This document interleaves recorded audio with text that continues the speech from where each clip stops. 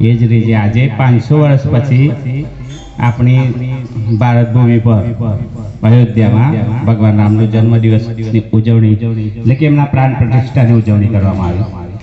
આપણી સનાતન હિન્દુ ધર્મમાં જે 7 મોક્ષ પૂરી કીધી એમાં સૌ પ્રથમ અયોધ્યાનું નામ આવે છે।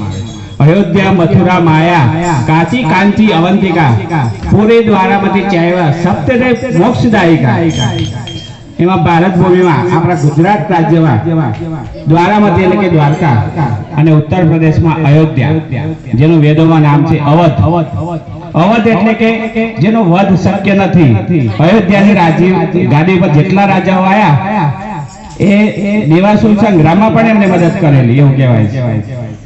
अयोध्या गादी पर सौ प्रथम एवं कहवाय छे के सूर्यवंशનું પ્રાગટ્ય થયું અને सूर्यवंशનું પ્રાગટ્ય એ વખતે એવું કહેવાય છે કે ડોગરેજી મહારાજે જ્યારે તત્વાર્થ રામાયણ રચ્યું અને મેં એમને વર્ણન કર્યું કે આદિનારાયણ પરમાત્માની ડુંટીમાંથી કમળની ઉત્પત્તિ થઈ અને કમળમાં જગતના સર્જના બ્રહ્માજીની ઉત્પત્તિ થઈ અને બ્રહ્માજીથી થયા મરીચી, મરીચીથી થયા કશ્યપ, કશ્યપથી થયા શ્રાદ્ધદેવ અને શ્રાદ્ધદેવના પુત્ર ઈક્ષ્વાકુએ અયોધ્યા સરયુ નદીના કિનારે અયોધ્યા નામની નગરી વસાવી હતી એ વખતે। અને અયોધ્યા નગરીના રાજા સર્વપ્રથમ એક કકુસ્ત ઈક્ષ્વાકુનો પુત્ર કકુસ્ત રાજા બન્યો અને કકુસ્ત દેવાસુર સંગ્રામમાં દેવરાજ ઇન્દ્રને મદદ કરી હતી। પરંતુ એને શરત રાખી કે દેવોનો રાજા જો મારું વાહન બને તો હું યુદ્ધ કરું દાનવો જોડે અને એ વખતે દેવતાઓની ગરજ હતી એટલે એમને ઇન્દ્રએ બળદનું રૂપ લીધું અને બળદની કાંધ ઉપર રાજાએ સવારી કરી માટે એના વંશના બધા કાકુસ્ત કહેવાયા અને કાકુસ્તાનો પુત્ર થયો અનેવા, અનેવાનો દઢસ્ર, કુંભ, કુંભનો નિકુંભ અને એના રાજ્યમાં પછી હરિશ્ચંદ્ર રાજા થયો જેને સત્યવાદી તરીકે ઓળખવામાં આવે છે। સત્યને ખાતર એને ભંગીના ઘરે વેચાવું પડ્યું। એના પુત્ર રોહિતને પણ મારીના ઘરે અને એની રાણી એનું નામ છે તારામતી જે 7 પતિવ્રતા નારીઓમાં એનું નામ લેવામાં આવે છે। તો એ પણ આપણા ભારત ભૂમિનો બહુ કાશી નગરીમાં વેચાય છે એવું કહેવાય છે।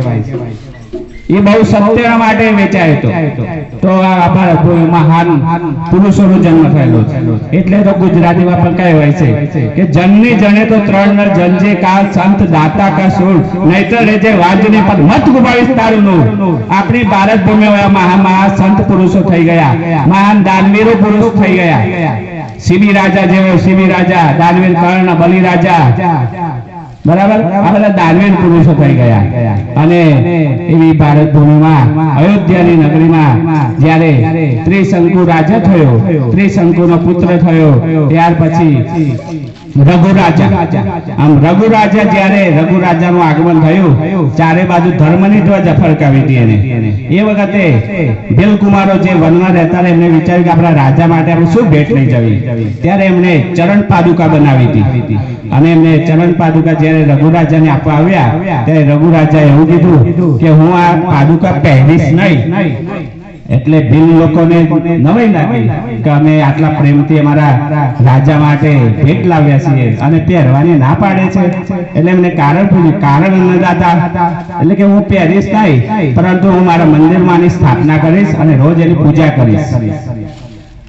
એટલે માટે કહેવાય છે કે રઘુ રીત ચલી આવી પ્રાણ જાય પણ વચન ના જાય। આ રઘુ રાજા એવો દિલદાર માણસ હતો। ત્યાર પછી એના જ વંશમાં એના પહેલાના જે વંશ થઈ ગયા એમાં ભગીરથ, ભગીરથનો પિતા દિલીપ અને દિલીપનો પિતા અંશુમાન જેને ગંગા માતાને પૃથ્વી પર લાવ્યો। એવું કહેવાય કે સગર રાજા હતો, સગર રાજાના 60,000 પુત્ર હતા અને એ વખતે એમણે અશ્વમેઘ યજ્ઞ કર્યો હતો અને અશ્વમેઘ યજ્ઞનો જે ઘોડો હતો એ દેવોના રાજા ઇન્દ્રએ ચોરી લીધો હતો અને પાતાળ લોકમાં કપિલ મુનિના આશ્રમમાં મૂકી દીધેલો। અને એ વખતે જ્યારે કપિલ મુનિના આશ્રમમાં ઘોડો હતો એ વખતે સકલ રાજાના પુત્ર જે 60,000 એને શોધતા શોધતા પાતાળ લોકમાં આવે છે અને સગર રાજાના પુત્રો કપિલ ભગવાનના અગ્નિના બનીને ભસ્મ થઈ જાય છે।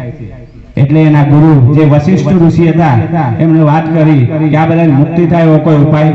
એક ઉપાય છે એ કે જે સ્વર્ગમાં જે મંદાકિની ગંગા છે એ જો પૃથ્વી પર આવે અને એના જળનો સ્પર્શ થાય તો આ બધાને મુક્તિ મળે, સદગતિ મળે, માટે એવો કોઈ ઉપાય કરો. ત્યાર પછી અંશુમાને તપ કર્યું માતા ગંગાનું, પણ ગંગાજી પ્રગટ થયા નહીં.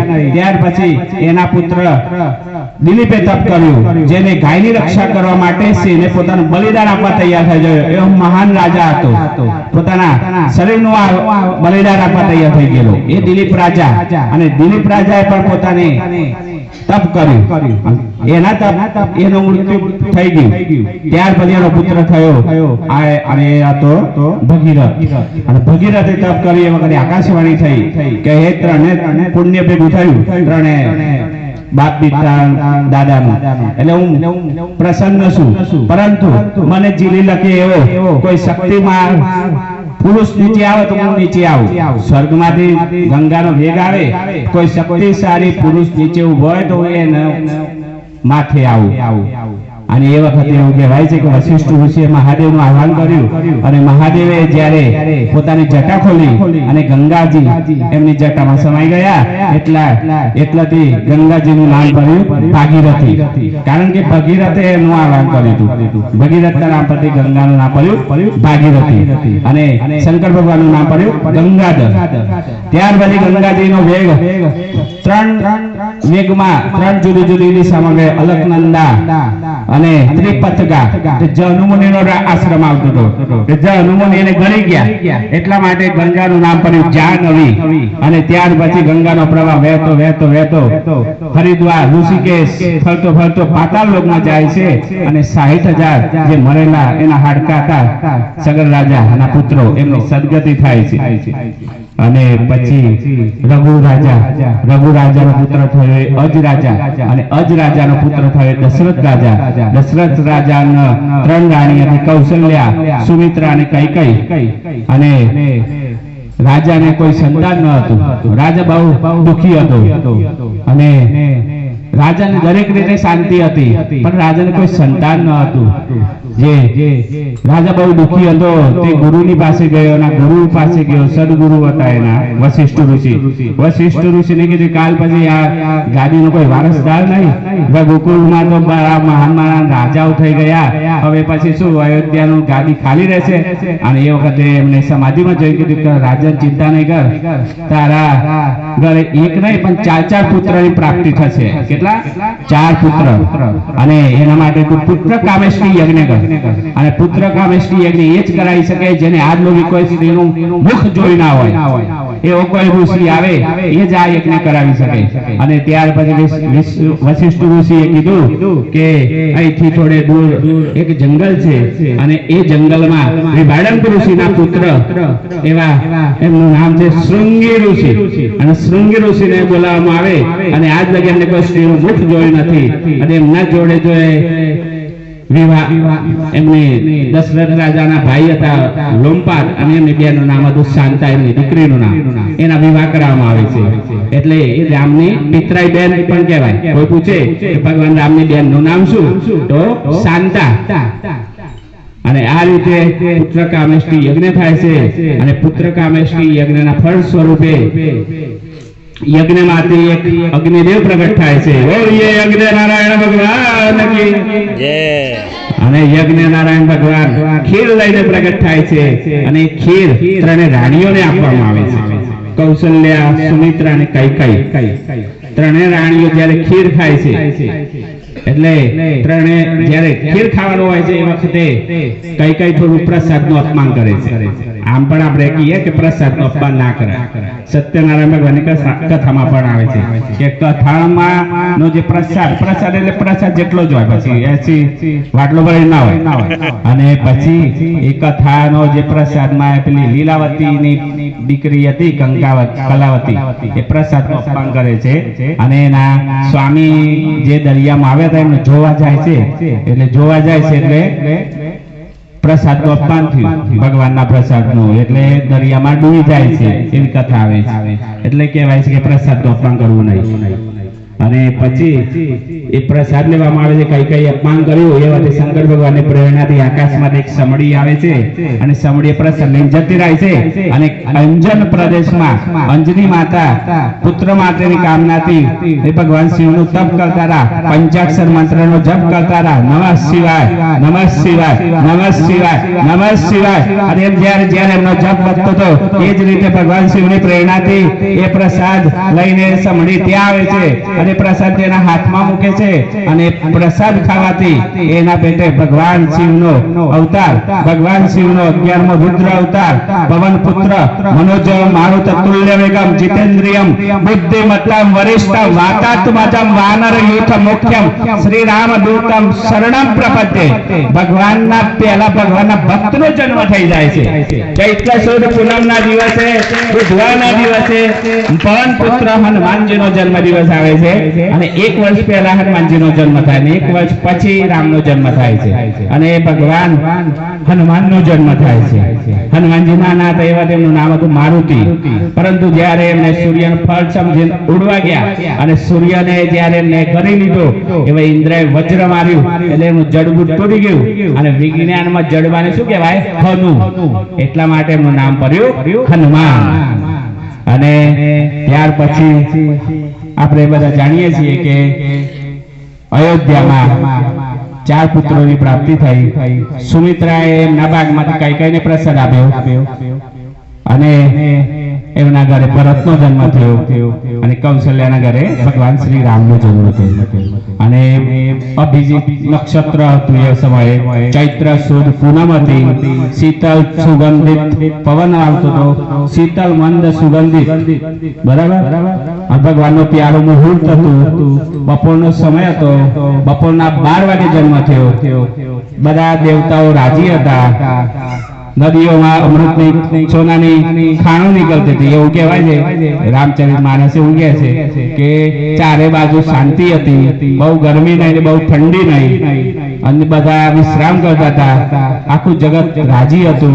અને એ સમયે દેવતાઓએ ભગવાનની પ્રાર્થના કરી હતી, જય જય સુરનાયક જન સુખદાયક પ્रणत पाल भगवंता गोद्विज हितकारी जय असुरारी सिंधु सुतारिय कंता पालन सुर धरने अद्भुत करने मर्म न जाहि कोई जय सृष्टि उपाय त्रिविध बनाय संग सहाय न दूजा.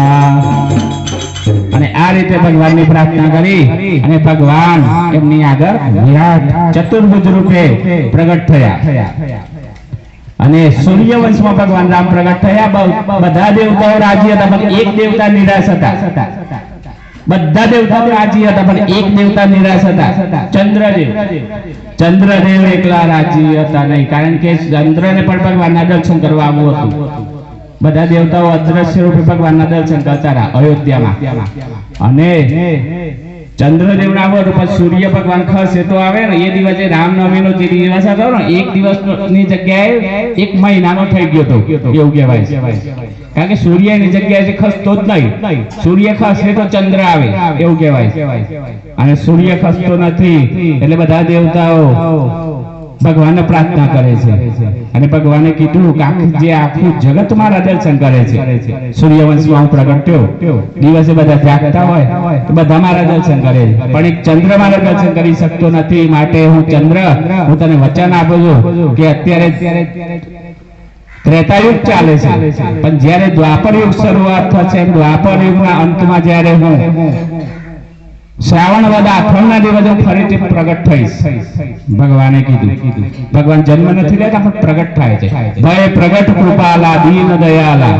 ભગવાન પ્રગટ થાય. જેમ લાકડામાં અગ્નિ છે પણ દેખાતો નથી, તલમાં તેલ છે પણ દેખાતો નથી, મેદીમાં રંગ છે પણ દેખાતો નથી, લાકડામાં અગ્નિ છે પણ દેખાતો નથી, નવમણ દૂધ હોય આંગળી મૂકીએ તો ઘી છે પણ દેખાતો નથી. તેના માટે શું કરવું પડે? મંથન કરવું પડે. એ રીતે દરેક જગતમાં ભગવાન વ્યાપ્ત છે પણ દેખાતો નથી. એના માટે શું કરવું પડે? મનન. એના પ્રત્યે આપણી ક્રિયાઓ વધવી જોઈએ. એના શાસ્ત્રોનું શ્રવણ કરવું જોઈએ. બરોબર? ધર્મનું આચરણ કરવું જોઈએ. સત્યમ વદમ, સાચું બોલવું જોઈએ. સ્વાધ્યાય ન પ્રમાદ, સ્વાધ્યાયમાં આળસ કરવી ન જોઈએ. અતિથિ દેવો ભવ, અતિથિને દેવ માનવા જોઈએ. આચાર્ય દેવો ભવ, આચાર્ય દેવ એટલે એની આજ્ઞા માનવી જોઈએ. દેવ એટલે આજ્ઞા માનવી જોઈએ. તો આ બધા એના મૂલ્યો છે. અને ત્યાર પછી એવું કહેવાય છે કે ભગવાન પ્રગટ થયા અને એમને વચન આવી ગયું શ્રાવણ વરા આઠમના દિવસે ફરીથી પ્રગટ થઈ, રાત્રે પ્રગટ થઈ અને ચંદ્ર માટે પ્રગટ થઈ. એ દિવસે 3 જીવત જાગતા હતા, વસુદેવ, દેવકી અને ચંદ્ર. આ 3 ભગવાનને દર્શન આપ્યા. બાકી આખું જગત ઊંઘેલું હતું. અને આ રીતે આ ભગવાનની બધી લીલા છે. એમાં બહુ તર્ક કરવા જેવું નથી. વેદ પણ જેને નેતિ નેતિ કહીને વિરમી જાય છે. શ્રુતિઓ પણ નેતિ નથી, આ નથી, આ નથી એમ કહે છે. એમાં ઘણા બધા સંત મહાપુરુષોનું વર્ણન છે. હરિ અનંત, હરિ કથા અનંતા. બરાબર? અને સિયા રામમય સબ જગ જાની કરહુ પ્રણામ જોરી જોગ પાની. સિયા રામમય સબ જગ જાની કરહુ પ્રણામ જોરી જોગ પાની. આખું જગત સીતારામનું સ્વરૂપ છે. રામચરિતમાનસમાં એવું કીધું કે રામ ભગવાનનો જન્મ થવાના બીજા ઘણા બધા કારણો છે. તો જ્યારે જ્યારે પૃથ્વી પર અધર્મ વ્યાપી જાય ત્યારે ભગવાન અવતાર લે છે. એક કારણ. બીજું કારણ નિરાકારમાંની સાકાર થાય. બરફ હોય પણ એ પીગળી જાય એટલે શું બની જાય? પાણી બની જાય. એમ ભગવાન પર નિરાકાર છે પણ ભક્તોના પ્રેમને જોઈને ભગવાન રાજી થઈ જાય છે. પ્રેમના તાંતણે તું તો બંધાયો રે શ્યામ ગિરધારી. પ્રેમે સબરીના બોરા ખાધા, પ્રેમે ગેલી રાધા, પ્રેમે જશોદાની દોરે બંધાયો રે શ્યામ ગિરધારી. તો ભગવાન પ્રેમને આધીન છે. ભગવાન પ્રેમ, તમારો પ્રેમ ભગવાનનો વિવશ કરી નાખે છે. એ બરફમાંથી પણ પાણી બની જાય છે. એ રીતે નિરાકારમાં પણ સાકાર થઈ જાય છે. એ ગમે તે સ્વરૂપે ગમે ત્યાં પ્રગટ થઈ જાય છે. એટલે ભગવાન પ્રગટ થઈ જાય છે. એક નાનકડા બાળક માટે ભગવાન પ્રગટ થઈ જાય છે. જ્યારે એની માતાએ અપમાન કર્યું, એને અપર માતાએ અપમાન કર્યું. ઉત્તાનપાદ રાજાનો પુત્ર ધ્રુવ જ્યારે 5 વર્ષનો હતો, રાજાને 2 રાણી હતી, સુનીતિ અને સુરુચિ.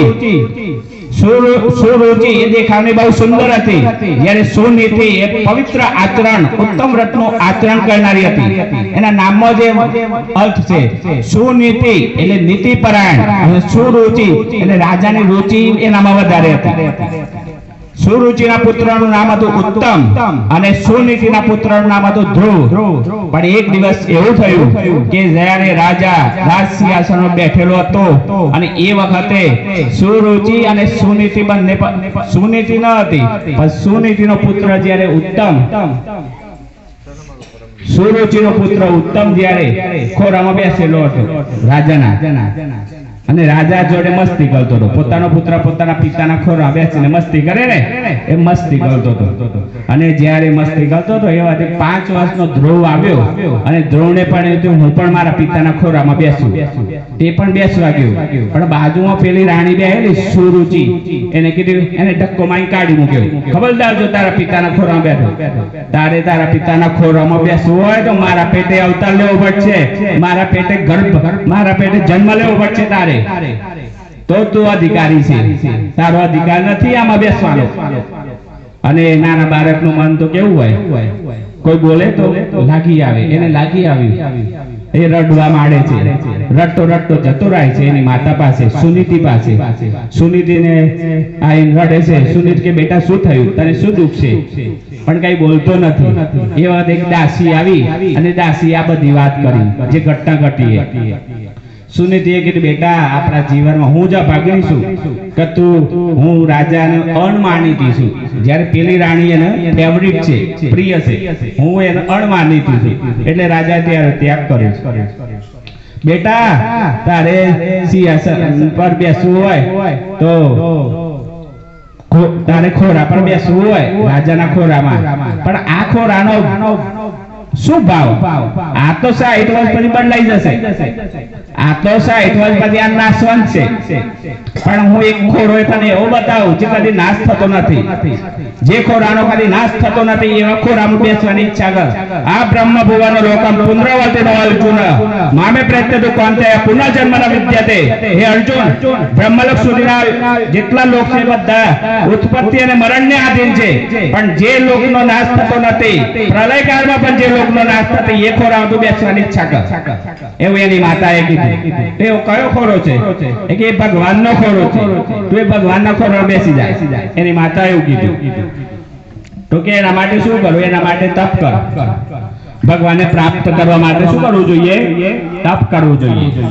પવિત્ર મન વાળા ઉત્તમ અંતકરણ જેનું ઉજરું હોય, અંતકરણ હોય ઉજરું, જળ તિમિર ટળી જાય, સર્વે લાગે સૂજવા, એ મહાપદનો મહિમા.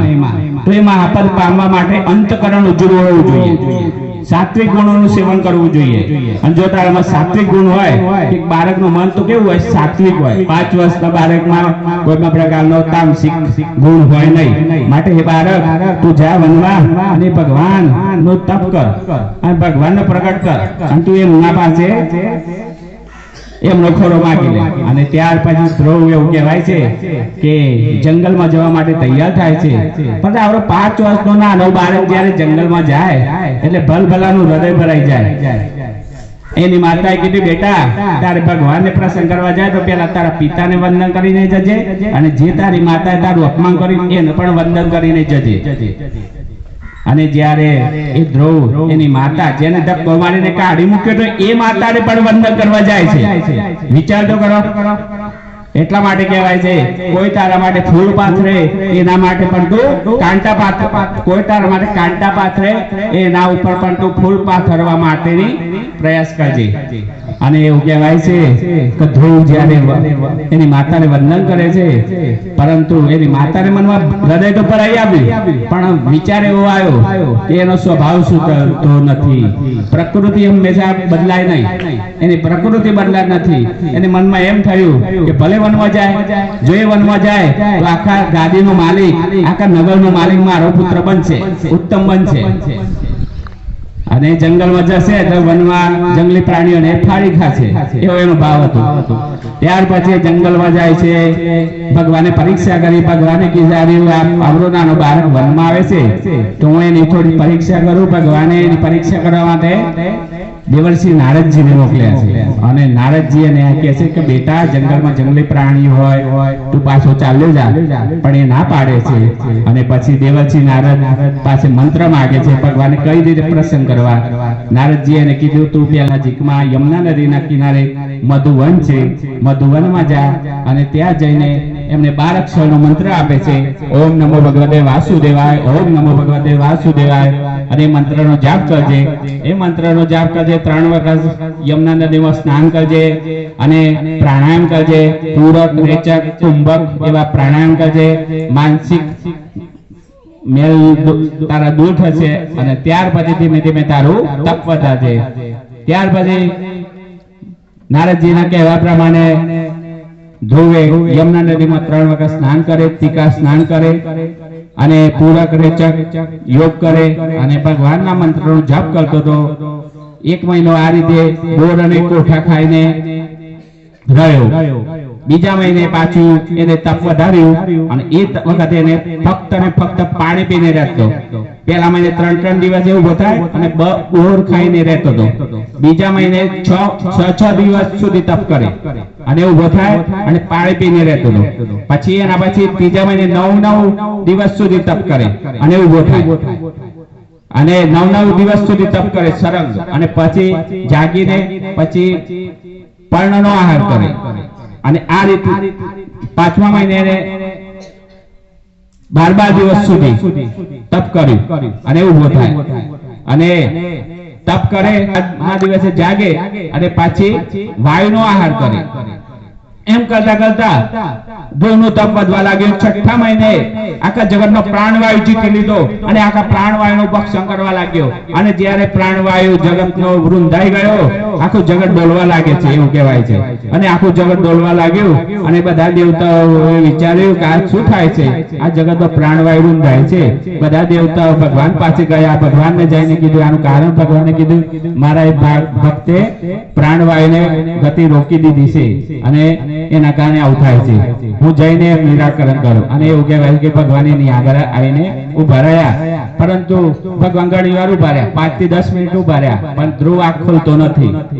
અને એ વખતે પછી એ ભગવાને એના હૃદય કમરમાં જે ભગવાનની છબી હતી અને એ છબી ભગવાને અદ્રશ્ય કરી દીધી.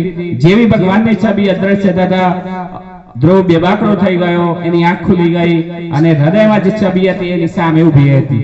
અને ચતુર્ભુજ જે ભગવાનના એને દર્શન થયા. શંખ ચક્ર ગદા ધારણ કરેલા, પીળું પીતાંબર ધારણ કરેલું, વૈજયંતી માળા પહેરેલી હતી અને એવા શ્યામ રંગી મેઘ જેવા શ્યામ રંગના શાંતકારમ ભુજગશયનમ પદ્મનાભમ સુરેશમ વિશ્વાધારમ ગગન સદ્રશમ મેઘવર્ણમ શુભાંગમ લક્ષ્મીકાંતમ કમલનયનમ યોગીબેજાનગમ્યમ વંદે વિષ્ણુ ભવહરમ સર્વલોકૈકનાથમ. એવા ભગવાનના એને દર્શન થયા. શંખ ચક્ર ગદા એમના આયુધ હતા અને ધ્રુવ એમને વંદન કર્યા. પરંતુ ધ્રુવ બોલી શક્યો નહીં કે હું આમની કઈ રીતે સ્તુતિ કરું.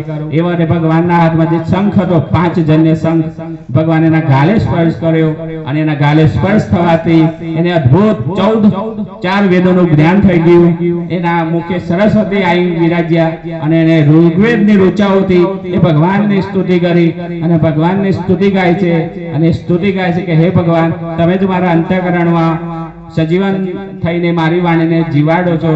હે સર્વશક્તિમાન પ્રભુ, તમે તો હું અલ્પજ્ઞ છું, આપ સર્વજ્ઞ છો, તમે ભગવાન છો. જ્યારે હું 6 ગુણ છે, ઐશ્વર્ય, યશ, ધર્મ, કીર્તિ, વાણી, આનાથી હું વિમુખ છું અને તમે બધાથી તમે સ્વતંત્ર છો, અમે પરતંત્ર છીએ, તમે નિર્વિકાર છો, અમે વિકારી છીએ.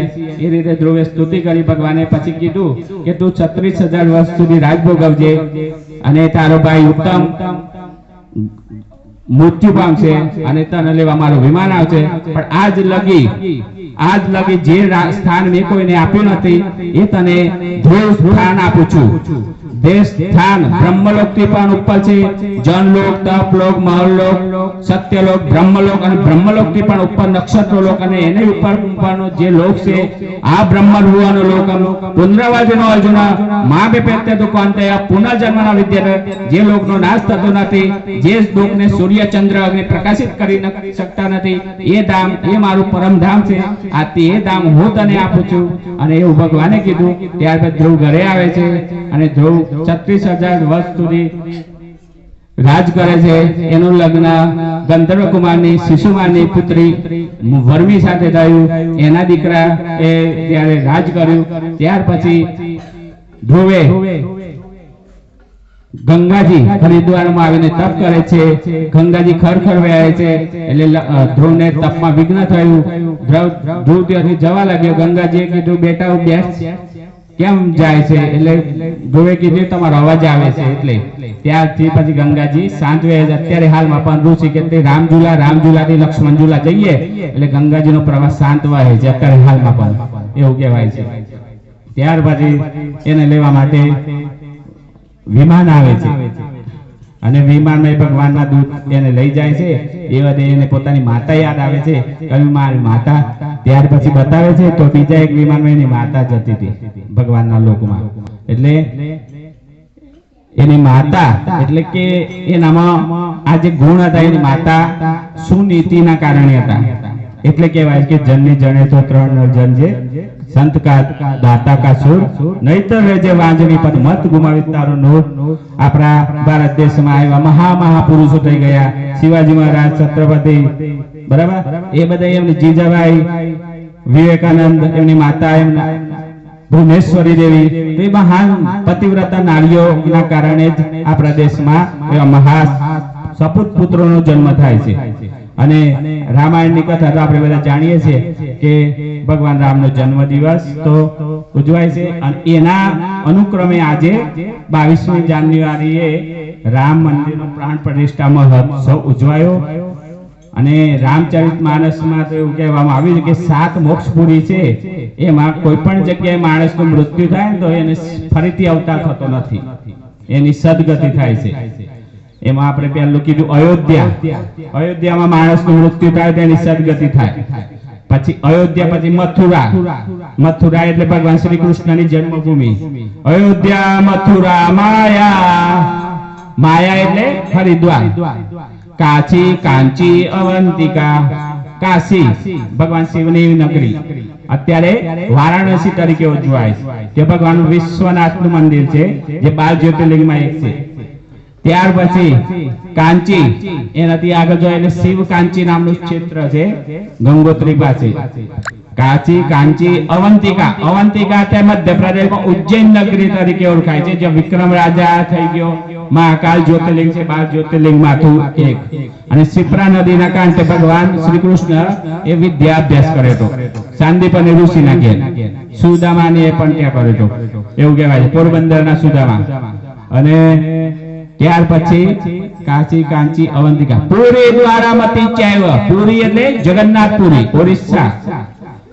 દર અષાઢ સુદ બીજે રથયાત્રા ઉજવાય છે, તે જગન્નાથ ભગવાનની રથયાત્રા ઉજવાય એ પણ એક મોક્ષપુરી છે. અને આપણું છેલ્લું દ્વારામતી એટલે દ્વારકા.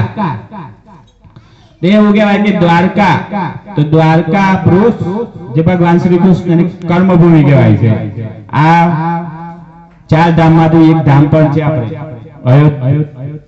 4 દિશામાં 4 ધામ છે, એમાં આપણું એક પશ્ચિમ ગુજરાત, અને પશ્ચિમ ગુજરાતનું દ્વારકા, પૂર્વમાં જગન્નાથપુરી અને રામેશ્વર અને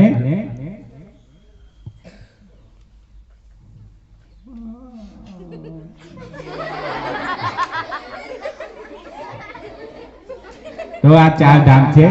અને બીજા તો કેદારનાથ અને બદ્રીનાથ એવું કહેવાય છે. તો આ 4 ધામની. અને બીજું તો રામ વિશે તો સાહેબ બધું કે છે, હમણાં જેટલું હું જેટલું જાણતો એટલું કીધું, બરાબર.